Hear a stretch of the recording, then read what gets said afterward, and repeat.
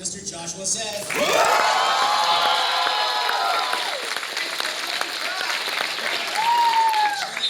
As Sora, Colleen O'Shaughnessy. This gentleman has done everything with Digimon. He's written, he's voice directed. He is, of course, your voice of Tentomon.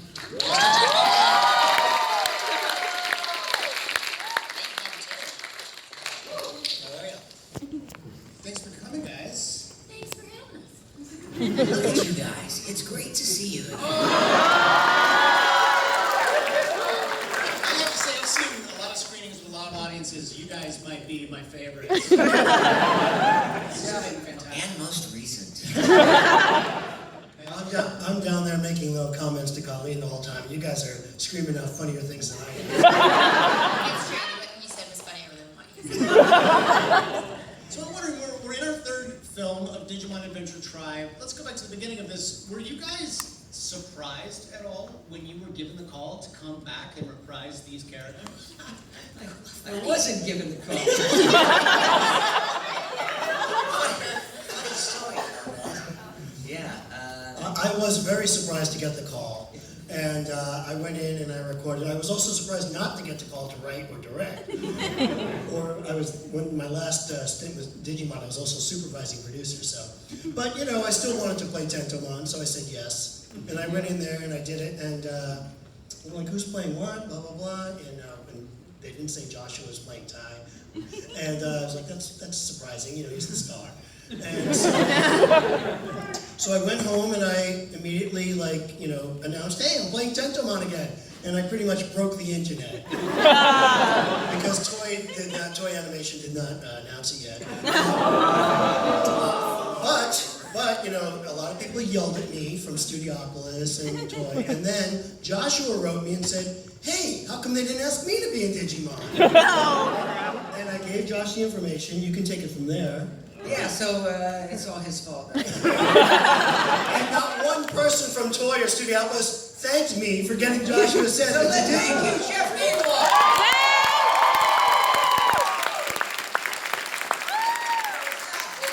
It's not their fault. I mean, I kind of quit voiceovers about 10 years ago to go tour with my live shows, but this is special. I mean, it's special to all of us, and Digimon was unique in my career, and you know, Digimon's its own thing. So when I heard from you guys, basically, hey, Jeff Nimoy spilled the beans, and they're already recording, yeah, then the wheels got in motion. Well, you did turn down a reprisal of Ty in Revenge of Digiboromon. Yeah. It's a small. That's why. Right, and that stuck. Right, but this, you know, movie. Yeah. And also, you know, there were some things that I missed about Los Angeles. Wanted to come back and have some Zankow chicken. It's like enough time had gone by. Okay, let's get the gang back together. Did it again, just like old times. Yeah. So I wasn't surprised. I was happy that, you know, Digimon was coming back. And I had heard about it at a convention in New Zealand a couple of years ago. And they're like, are you going to be Sora? And I had no idea. I'm like, if they asked me, sure. But I had no idea that it was even a thing. So yeah, it's weird. It's not. I wasn't surprised because I had heard, you know, at the convention that it was coming. But it's strange to come back after all this time and then you start remembering stuff. And there were some things that were misspelled in the script.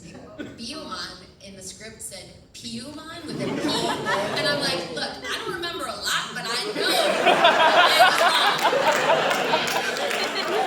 You can go ask Rita, but I promise you it's Biomon. I said it 1 billion times.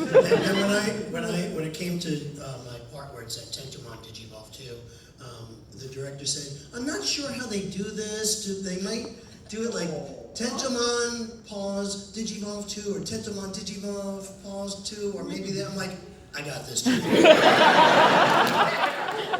know how it, and tell the other actors this is how it's done too. They'll remember anyway, but this is how it's done. I want to talk a little bit of inside baseball because I think I've known a lot of voice actors. I love voice work. Something that a lot of people don't necessarily appreciate is the amount of work that goes into voicing for original animation versus voicing for dubbing anime. You guys have it tough in many ways. Talk a little bit about the difference between the two. Well, look, already in voice acting, you're attempting to do what an actor uses all 5 senses to convey with just one. So already you're limiting your ability to communicate in a way that an actor does, just because you can't turn to the side and lift an eyebrow and convey an emotion. So with restrictions, though, I think come more the opportunity to innovate and to be more creative, right? If we didn't have any restrictions at all, we wouldn't even know where to begin. So what I'm saying is dubbing restricts us as voice actors. Voice acting restricts us as actors, and dubbing restricts us even more. And within that structure, I think there's a lot of opportunity to bring your unique voice and your unique interpretation.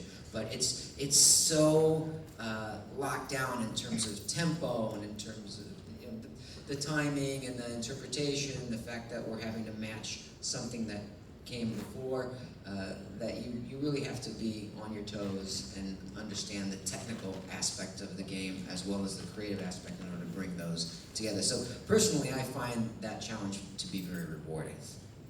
The difference for me, when you're doing original animation, you can do those things. Like you can, the animation hasn't been created yet. There's no drawing to go by, so you can add in different, you can pause, or you can have different affectations, or you can have little extra things, whereas in anime, like Josh was saying, it is a little more restricting because it's already there. So you have to fit whatever they've given you into the animation that's already been created. The other thing is you're by yourself. Most of the time with original animation, you've got the whole cast, so you're acting off of your other actors, which is a very different experience than having to come up with all of the emotion and everything that's happening by yourself. You don't get any, you don't get to hear the line before you, it's on the script, so you read it, but it's a lot different to have to just find that on your own as opposed to getting feedback from, or bouncing off of other actors. Yeah, and to follow up on that, when you're doing it one at a time, if you're playing a scene of 2, like for instance, I was in Trigun. I used to play this character named Wolfwood in Trigun. Thanks for remembering America. And so Johnny Bosch and I used to do these scenes together, and if you went first, you had nothing to play off of. If you went second, it was a lot easier, because you could just react off of what they've already recorded. But if you're first, you have to set the tone and sort of kind of like guess what they're going to do to react to this imaginary thing, that you're about to play off of.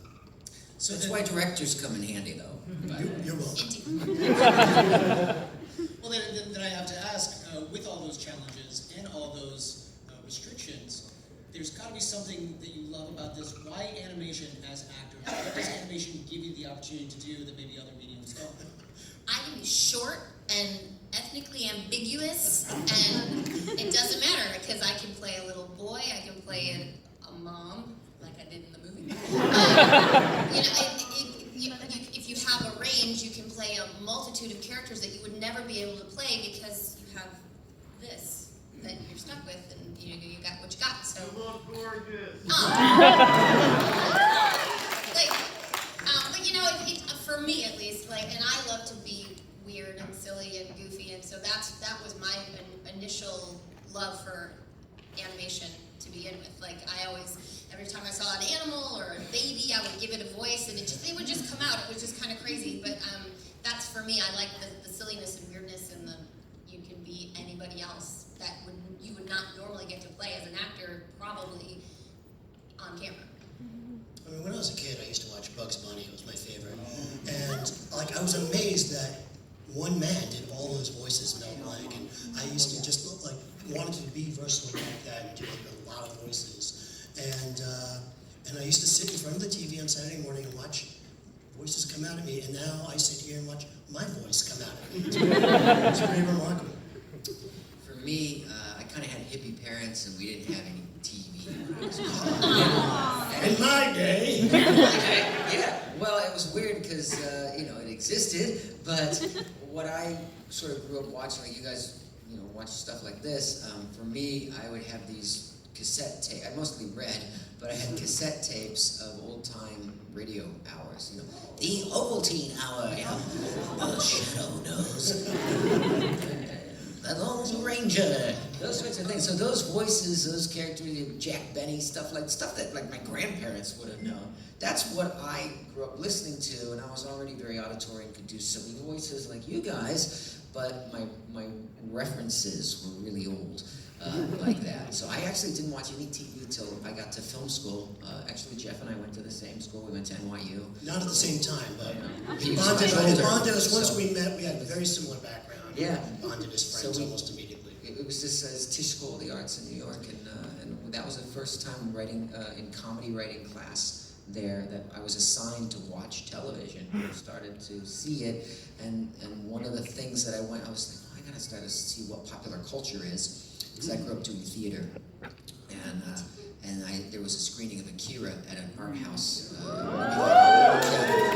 in the Village, and I went and saw that, and I came out thinking, wow, like this kind of everything clicked together, like in terms of being able to do voices and being very auditory and having that background, and then thinking this is going to be something very new and groundbreaking, and I kind of decided at that point that I wanted to go into that direction because.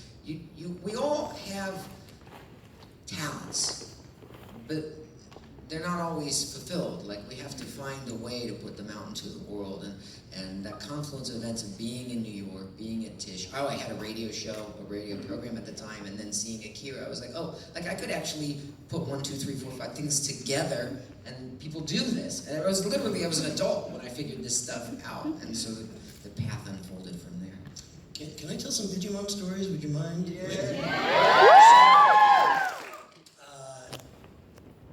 That's enough. No. We all auditioned for Digimon. Wendy Lee was the director. I was the director. And you played the original TK. And there were like 200 characters to audition for, and they were like, pick 2, right? And I auditioned for Matt and a few Digimon, none of which were Tentomon. And I didn't get any of the roles, but Josh got like 100 roles. He got like Modimon, There was a lot of other stuff, yeah. and Tentomon. He was the original Tentomon. And Tai, of course. And they called me in to do like 3 lines as Izzy's dad in an episode. And they were like, hey, can you listen to what Josh did for Tentomon? Because we're going to replace him. And I was like, why? It sounds great. And they were like, because the whole show is Joshua said. and because Ty is such a big part of the show, we don't want the whole show to start sounding like Ty. So we're only going to give him Ty from now on. And they took away Tentomon and Modimon. And Josh, what he did the first time was like, Tentomon sounded a little like this. It was little Jackie Gleason. It was Johnny Carson doing Jackie Gleason. I did not know that. Right. And so I started doing it, and if you see my first episode, I'm just doing a Joshua Seth impersonation. And then after a while, which happens to all of us, the character starts to sort of become our own. And before you know it, I'm Tentomon. But I never really did get that Modimon voice.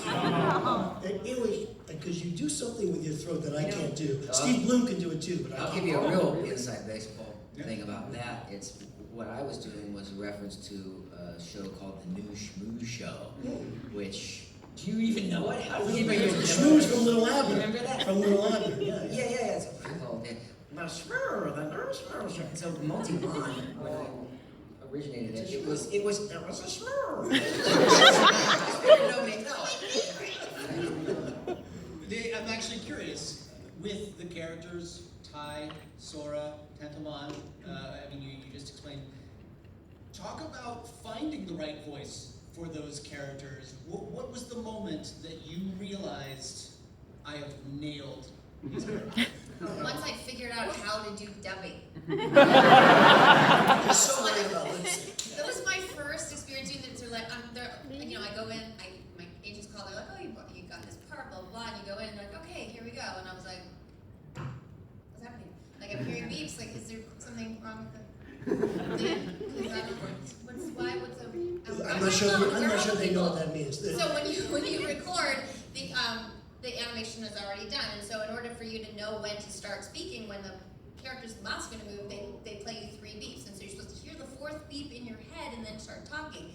But I didn't know that because I've never done that. And in the audition, they gave you a script like they would give you for any audition, and I read the script and I got the part, and then I went in and there were all these beeps and I didn't know what I was doing, and there was the screen and then all the hawing.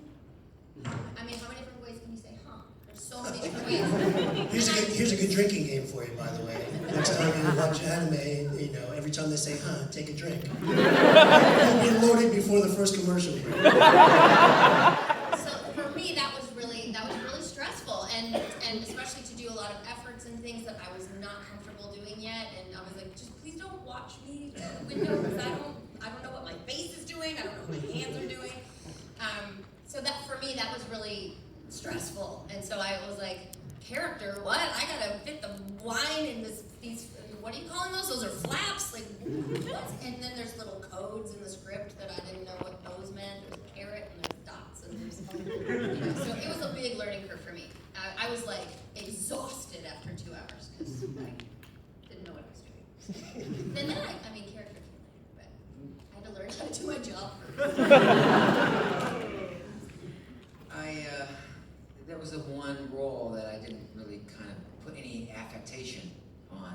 I just looked at him, hit the pose, save the world, kind of thing, and I thought, you know, like, I don't want to make this silly. I'm just gonna just be me and just pitch it up a little bit, like that. So. And then in the movie, Digimon the movie, pitched to play like 8 years old Ty. Yeah, he directed me to do the little Ty, the kid Ty. And it was just again, all I did was I just pitched it up. Glory. So here's another little Digimon story. I'm sorry, I'm hijacking your pen. No, But I was there in the moment. The original Digimon movie was 3 movies that we put together into one cohesive. But I did not want to use that 3rd movie. It didn't make sense to me to use it in a big theatrical release to introduce 8 new characters, 16 new characters in the last 20 minutes of the movie. I just wanted to do the first 2 movies together and end it at the end of, you know, the bomb falls into the bay and everyone's happy.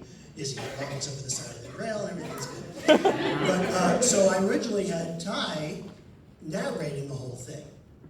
But when powers that be told me I have to use that last movie in the theatrical release, Ty's not in that 3rd part. So how can he say, and then we did this, but he's not there? So I had to go back and make Kari the narrator in the whole thing. And my favorite, which no one will ever see unfortunately, was the first script I wrote, which had nothing to do with that last thing. It was just Ty narrating, and it was really, I thought, a really tight script. It was a nice 88-minute thing, and you know, first movie you get vetoed a lot, so it didn't happen, but that's life. I'm wondering when you approached Digimon Adventure Tri, obviously these characters are not, they are the same old characters that we know and love, but they're a little older, maybe a little wiser. How did you approach these characters when you came back to the series? Or was it just like stepping right back in?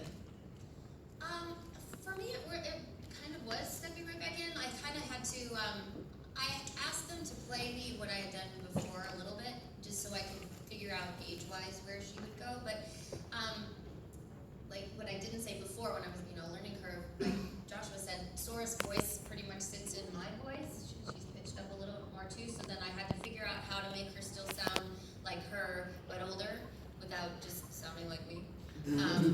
So that was, you know, but she still has her same characteristics. She's still the mothering, you know, take care of everybody, good friend gal. So for me, I think more of the, you know, what's happening in the scene and all of your little acting tricks that you do. You know, who are you talking to? What's happening in the scene? Who, you know, what are you doing? What's your purpose? And all of those kinds of things.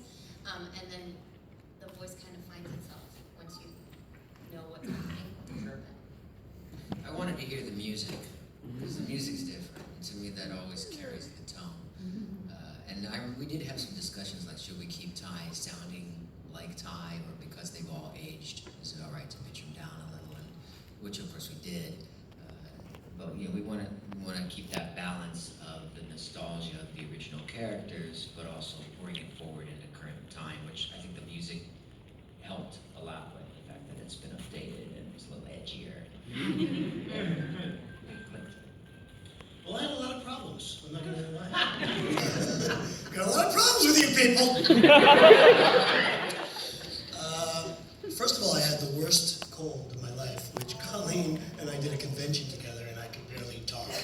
So a lot of times you can hear, Digimon had a bit of a sore throat in most of this. And I had to actually redo my first session of lines because they were just unusable. My voice was so hoarse. And I could hear while I'm listening, I'm like, wow, I had a really bad cold. That line and this line. So I couldn't even do the Digimon, I was like, so just from a physical aspect, but I didn't need any help getting into the character of Tentomon. Tentomon is not my own voice, as you know. But It is. This is put on. I wake up in the morning every day. This is his panel voice. This is my panel voice. But I also had a hard time disconnecting the writer, director of Digimon as just an actor this time. And like I kept, like I said, I was like, that's not how we do it. We do it this way, and it's not going to be consistent. And the fans will know immediately if you're doing that wrong, things like that. Like, for instance, I saw young Jedi at the end there, who Ken turned into, it wasn't Ken, obviously, it was young Jedi at the end. And I just saw him, I'm like, oh, am I gonna do these lines too? He's like, why? I'm like, because I'm young Jedi. Like, you are? So, things like that, I found there was a lot of teachable moments while I was recording. That's why that's me at the end going, whatever I said at the end. I can't remember the lines. But my young Jedi is sort of my Harrison Ford-ish attitude. It's my voice, but it's a Harrison Ford, marry and get to the boat, I want to give some folks an opportunity to ask your questions because I know you've got them. Yes, ma'am. Saw your hand go up first. I'm sorry, Rebecca. Yes, yeah, you in the red. Yeah. Hi, I'm a very big fan. Years ago I got into Digimon and I still love it to this day. It's very special to me, just like you had mentioned. My question for you, if each of you could share something special in the duration of your time with this series, what's special for you that you've experienced? Well, I always remember when we did the premiere for the original movie. Yeah, the movie. That was, it was a pretty cool experience, and doing it on the back lot at Fox, and they sent limos for us, and there's legit red carpet. You guys didn't get a limo? I thought we all got limos. And we had the same agent at the time. We all had the same Director, Jeff. Never mind. Just to get the opportunity to write and direct a movie that was a big release. It was 1,800 screens at the time. It's pretty big. And it was just like, that's why we all came out here, right? To be in the movies. One big thing for me was this was my second show, but my very first anime. And because you're dubbing, it airs so much faster than original animation, because original animation, they do the recording and then they have to do all the animating and all of that, so it takes a lot longer for that to start airing somewhere. And so it was just a few weeks later, and I could see it on TV, and it was the very first time I actually heard my voice coming out of one of my characters, and that was really exciting, and my mom was she's like, oh, Digimon is on! She was so proud, and she was just like, oh, that doesn't sound anything like you, oh my goodness! It was just so funny, and so that's really exciting for, your very first time for your, oh my god, this is what I came out here to do, and oh my god, I'm doing it! Dreams come true. I still get a kick out of hearing my voice on TV. I still love it. Sometimes I talk upset that they didn't send you a limo. That's just wrong. Not only did they save me a limo, they didn't save me a seat at the premiere. But I had a better experience. I sat with the fans in the back. It was a much better experience. Keep telling yourself that. Any other questions? Yes, sir, Robin. I was wondering, were there any voice cast members that you were disappointed weren't able to return? Yes. Yes. All together, Laura Jill. Yes. Large and I had lunch with her when I came to record the first of these 3 movies, and she wanted to be a part of it, but there's some contractual complications and things that kept her from doing it. But yeah, she should have been a part of it. And she should have. She wanted to be. Let's say that, but wasn't able to.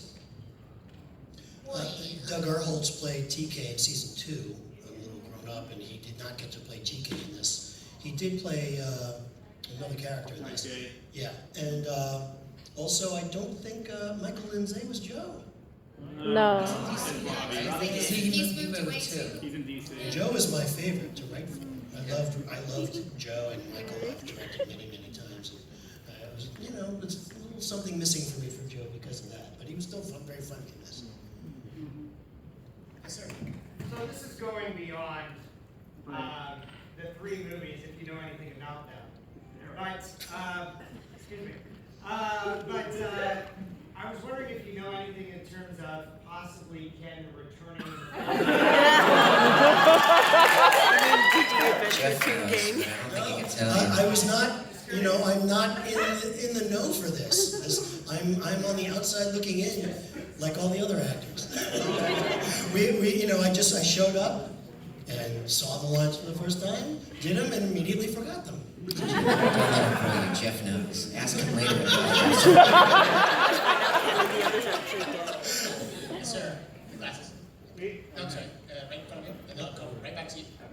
So with this movie, you could tell, obviously, with the audience, there were so many emotional moments throughout the film. What was a moment that just stood out to you in this film? In this film? Yes.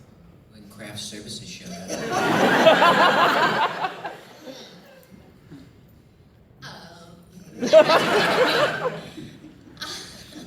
I liked Sora's all of her little moments in her room with Digimon. They were just so sweet. Those ones stood out for me. And then I didn't know it was gonna happen at the end, and I'm like, what do you mean they don't remember you? What? So that was,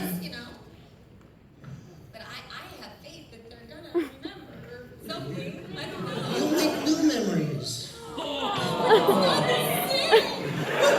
They didn't go to the mall and take pictures. But They didn't go recall us. by the way, they were like, look, a photo booth. Look, a photo booth. But all your old memories exist on VHS. You won't have anything to play them on, but still, they exist. For me, I got to play a new character, Hercules Capoteri. So that was nice, and I didn't have to whisper. A quick little story about how I came up with the voice for, Capoteri-mon. I just like, Capoteri looked monstrous, and this is my generic monster voice. And then they were like, okay, Digivolves again to man. I'm like, I can't get bigger than this. So when you can't go bigger, I decided to go smaller, and I started whispering, Mega Capoteri. So now Hercules, I'm like, what the So I just made him more heroic! Hercules Capoteri!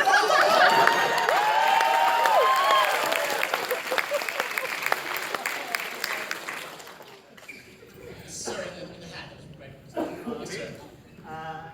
Well, because you pretty much asked the same question, but I just want to go more specific. During that scene with Gentleman on the box, and he's saying goodbye to Izzy and all of that. Was that? I'm sorry, I'm very emotional. Was that really a hard scene to get through? Because you were essentially sacrificing yourself, or the character was. No, it's not that hard. When they're late with the paycheck, that's hard to do.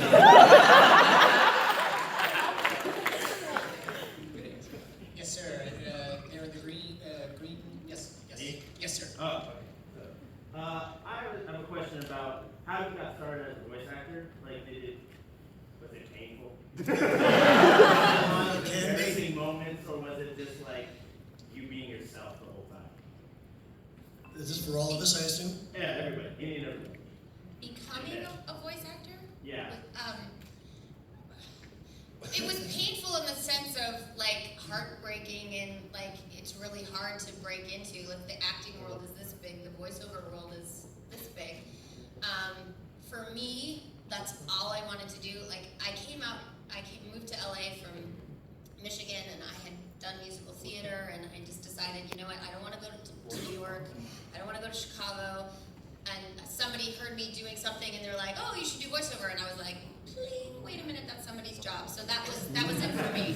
And I did a bunch of research, and LA was a place to go. So I came to LA, and I started picking people's brains, but it was really hard. And I was taking acting classes and trying to do on camera at the same time, and I was like, I can't split my focus like this. And at the end of the day, that's all I wanted to do was voiceover. That's all I wanted to do. So I got it.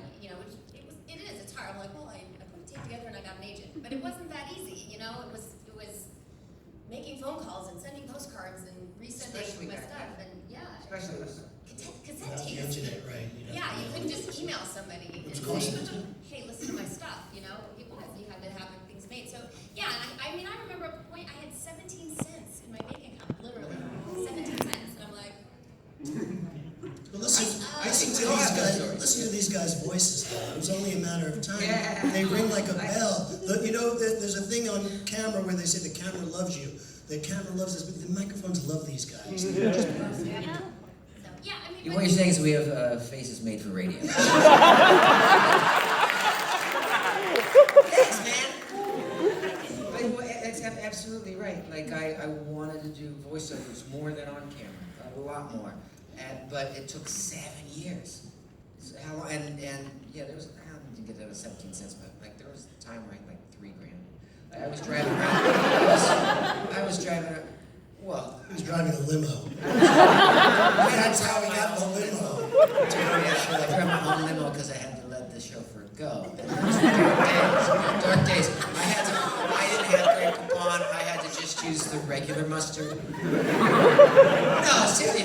No, seriousness. No, seriousness. No, it was like that's how the two paths diverged in that I was making a living doing magic, performing up at the Magic Castle and doing mentalism and stuff like that. So over the 7 years, that career started to take off, and then eventually the voiceover career started to take off. My catering career was like, Where you did whoa! that? Yeah. I would be Picture. requested for parties. You do other stuff. You do other stuff, Yeah, like you I did had- the directing, but you do other stuff, and then eventually you had to kind of choose your focus, because it's like if you like trying to grow a bonsai and never prune it, just like or a grapevine, like you just have the spurs go off in every direction, and you're sacrificing growth for diversity of opportunity. You can't just grab every opportunity and expect to achieve, to grow to any Which is something I had to do. I had to give up my voice acting career because I wanted to be a writer, producer, director. And I was doing a comedy show, and someone saw me at the comedy show, and I was doing a lot of voices in the show, and they came and we're doing a cartoon called The Mutant League, which was a game at the time, and they cast me out of that to do like a bunch of voices, but I really wanted to, I was doing voiceover for a while, but it wasn't where my passion lied. But then I started writing, producing, and directing animation, and I was like, well, I'm going to hire myself as an actor. So my acting career really took off when I started hiring myself. Okay, we have time for just one more quick That girl's been question. raising her hand a lot. Right here. What is your favorite Digimon? I'm gonna say her own. I'm gonna say Agumon. I actually like Agumon too. Fuck Agumon!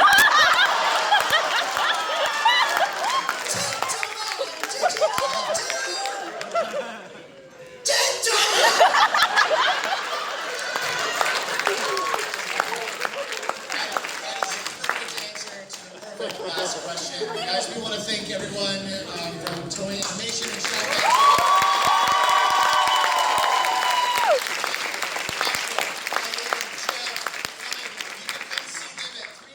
Down at booth 1100. It's the Toei Animation booth. They will be signing copies of Digimon Adventure Try on Blu-ray and DVD. And follow us on Twitter. Follow us on Twitter. Joshua said. At VO Holly. Jeff Link. Unspoken.